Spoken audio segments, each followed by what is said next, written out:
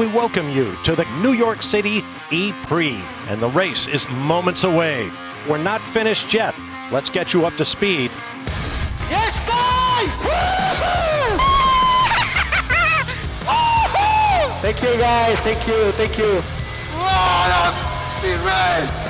PK and De Grazzi. Vern goes for it out of nowhere. Side goes Sims and De Costa's locked up. Side by side, he's going to be pushed into the wall almost. What did he do? 8 winners in 8 races. I know. That's nuts. What a move from Sam Bird. Well, he's in attack mode, so he's got more power. Franz goes for Lynn, not into back. Can he hold the position? No, he's made a mistake. There's Oliver Rowland. That's a forceful move. Pascal Wehrlein has pole position. It's 0. De Grazzi wins. No way. So close, mate.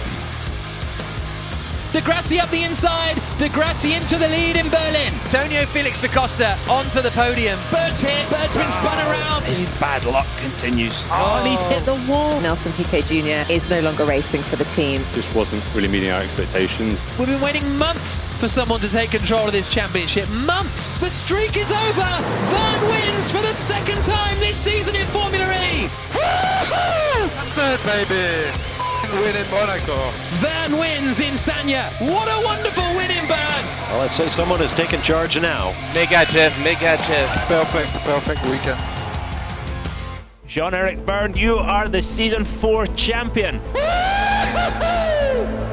De Grazzi wins! And here comes Andre Lotterer. Always the bridesmaid, never the bride. Andre Lotterer. We're here to do our job. There is no friendship. There comes Da Costa! Dak is back. Now they're side by side and Da Costa is in front. We did it, baby. The 24-year-old from Auckland, New Zealand. Superb performance from Evans. Evans is in the lead of the race. I'm here to win.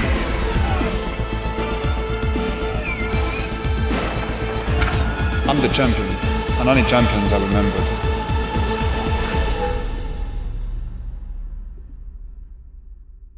For the final time in Season 5 of Formula E, welcome to the race preview, or I should really call it the weekend preview. We've got a double header, our first of the season in New York, qualifying and race on Saturday, qualifying and race on Sunday. It's going to be a busy weekend. Just a heads up, I'll do it at the beginning of the video. Obviously, if you follow the majority of my content, not just Formula E, you will know I'm attending the British Grand Prix this weekend, which is a bit of a pain that it overlaps with Formula E.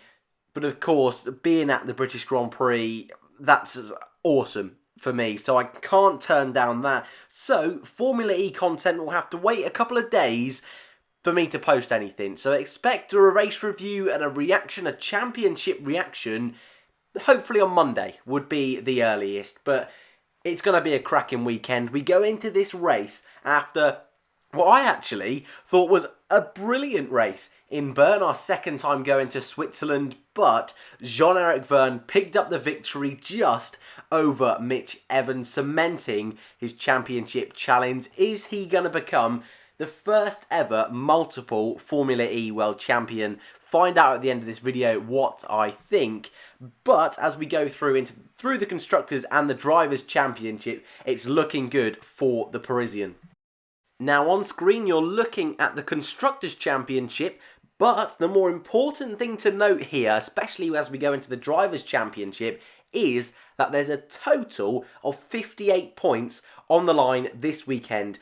29 in the first race, 29 in the second race, so it's all to play for. A total of 8 drivers from 6 different teams can win the Drivers' Championship. The Constructors' Championship, it's a little bit different. Techeetah or Audi will be crowned champions, but it will be exactly the same as last year. Going into New York, one of those 2 teams can do it. And if you didn't catch last year's American or US or New York E-Prix, whatever you want to call it, Verne versus Sam Bird. Bird had an awful weekend, ended up losing out to De Grazzi for second place in the championship. So this is a track which really suited last year's Techeetah car. Will that be its big strong point going into this weekend? But there is the Drivers' Championship, your top 8 can win. Vern de Grasse, Evans, Lotterer, Da Costa, Freins, Buemi, and even Daniel Abt still has a chance. But for the likes of Buemi, Abt, Freins, Da Costa, Lotterer, even Evans, and perhaps de Grasse, this could be, because of the 32-point lead Vern has, this could be done and dusted after race 1. Exactly the same thing happened last year. Vern, again, commanding last year in New York from Jean-Eric Vern. However, the Audi car was also particularly good last year. The Jaguar has made massive strides in pace this season, and BMW and Andretti, that team combination also has been doing magical things. We've also seen across the entirety of Season 5, qualifying can be huge. We've got 2 races where Jean-Eric Vern, de Grasse, Evans, Lotterer and Da Costa potentially could be in Group 1, and that could make all the difference, especially because it's the circuit that gets particularly dusty and could hurt those front runners. So, big points might be difficult for those guys further up the championship, and we could see guys outside of the top 8, guys like Sam Bird, Pascal Wehrlein, Alex Lynn potentially, could sneak further up the field. I mean, look at Alexander Sims. You know, Da Costa's won a race this season, been on the podium plenty of times.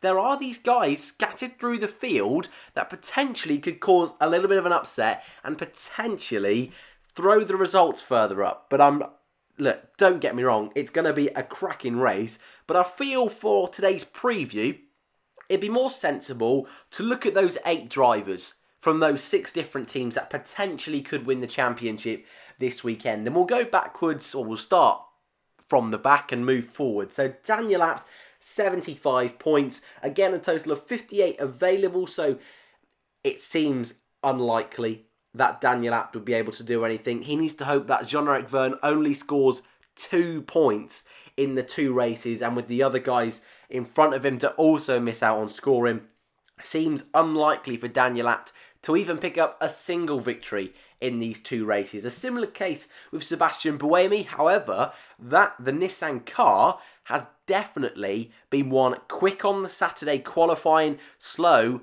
on the Saturday race. But with 2 qualifying and 2 races, maybe that could present an opportunity for that Nissan car to potentially pick up its first win of the season. For me, I think it's one of the best cars on the grid. Definitely the best car yet to pick up a victory this season. I mean, Venturi have won this season. So, for me, Buemi, it would be great to see him get on that top step again. We've not seen that since Season 3. This is the guy with the most ever Formula E victories. And I know quite a few fans, you know, this is the first time you're reaching a season finale. But can I tell you, a couple of seasons ago, if Buemi wasn't winning, it was a great race. It was a fluke result. It was a crazy race. So, for me, his fall from grace really has been shocking, to be honest with you. So, Buemi, just like Abt, needs to hope for miracles in front. He's only 1 point in front of Abt, is Sebastian Buemi. However, I think for both Abt and for the Nissan team Buemi, the fact that they're going into the final round of the season with a chance is great for them. And there are rumours that Daniel Abt potentially could be out at Audi, but again, I think that would be unfair. I think he's not been that bad this season. So, it's unlikely for those 2 drivers, but again, I think that's a strong season from both of them to be in this situation so late on. Ahead of those guys in P6 and starting in Group 2 in qualifying, which could make the difference, Robin Freins. 1 point behind Da Costa, but Freins picked up his first ever Formula E victory this season in Paris. Teammate of Sam Bird, this could be the first ever year where Bird is beaten by his teammate. Sam Bird, though, could be a spanner in the works this weekend. A track last season which did not suit the Virgin car, however, was the New York circuit, and that could hinder the progress of both Bird and Freins.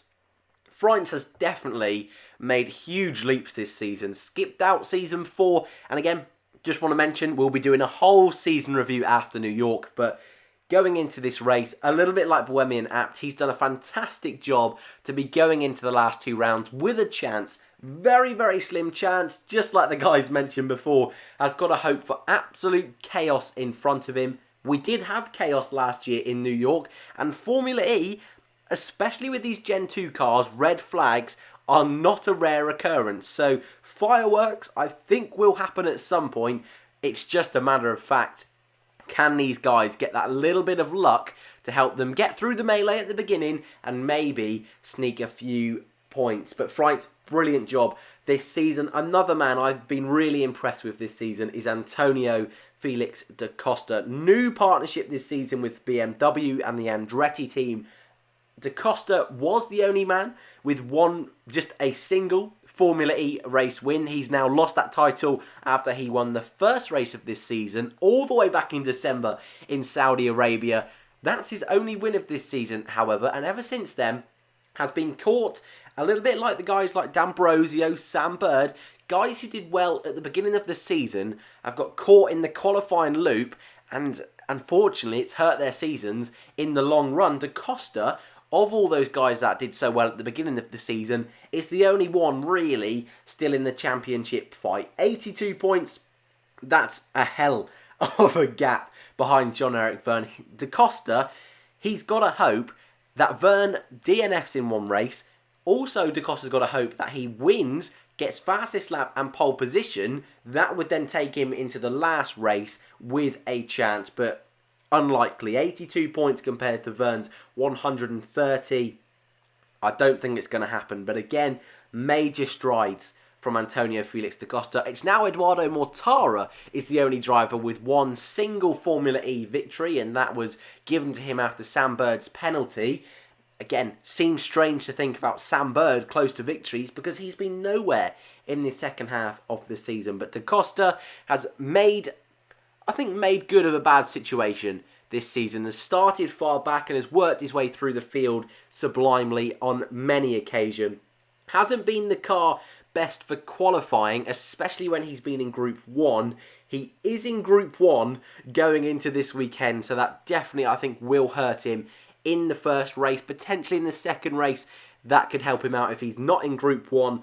But again, da Costa, a good season, but unlikely he will take the championship. In P4 is Verne's teammate, Andre Lotterer. He sits on 86 points compared to Verne's 130. Again, unlikely for the championship. However, Lotterer, I think, has been one of the more consistent drivers over the entire season. Was a rookie last year, which, again, I think a lot of people new to the sport would be quite surprised about, especially the way he's driven this season. The early stage of the season, it was Lotterer that appeared to be the better of the two Techeetah drivers, but as the season has drawn out, Verne seems to have got more and more comfortable in his car, more and more comfortable, I suppose, in his abilities, and has really transform this championship into his own. But Lotterer, for me, out of all of the drivers on the grid, I think has been the most consistent from race 1 to the last weekend of the season. So unlucky to not pick up a single victory this season. He hasn't won a single race his whole Formula E career. It could happen this weekend. I think that Techeetah car will be the car to beat, and I would love it. The guy who got pole in Rome but taken away by Mitch Evans, so close. Could he do it this weekend in New York? Would be great, and it'd be great for the team as well if they could secure the constructors with a win from Lotterer. Above Lotterer, just 1 point in front, Mitch Evans. I mean, how he's third in the championship in a Jaguar car, which in the first few races of the season looked terrible. They've had such a difficult year with PK leaving, such a difficult season with the pace of the car changing each weekend. For them, if they can show the pace they had in Rome and they had in Switzerland, maybe they have an outside chance. But the only man I can really see, even fighting Verne, is Lucas Di Grassi. He sits on 98 points compared to Verne's 130, but even that I think is going to be a little bit too much. And as you can see on screen, my predictions for the weekend, I think Verne will be the Season 5 champion. 32 points in front of second place. he has just carved himself a beautiful gap. Over the past couple of races, the only man to pick up 3 race wins this season. And again, he didn't win till Sanya.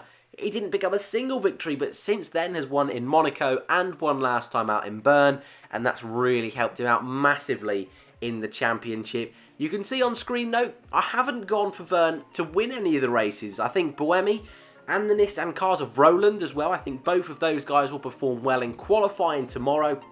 But I think potentially Pascal Wehrlein, he's another driver which I think has been a little bit unlucky this season, and I would love to see him pick up a victory. And as you can see in race 2, I've gone for a Lotterer pole position and a Lotterer race win, and that would, for me, that would just be an awesome end to the season. But Vern seems unlikely that he wouldn't be crowned champion, but this is Formula E. This is Formula E. We've seen this happen before. Buemi, season 3, went into that final race of the season, well, that final weekend, almost guaranteed. He even missed a race that season, mainly, well, I don't say mainly because, but it seemed even with him missing a race, it was nailed on for him to be champion. It didn't happen. Formula E, out of any motorsport in the world, if something's going to go crazy, it's this one. So I'd love to know your thoughts in the comments below. Is this Vern's championship to lose? I think you'd all agree with that, but can he do it? I'd love to know your thoughts in the comments below. Thank you for watching, enjoy the weekend, and I'll see you in the next one.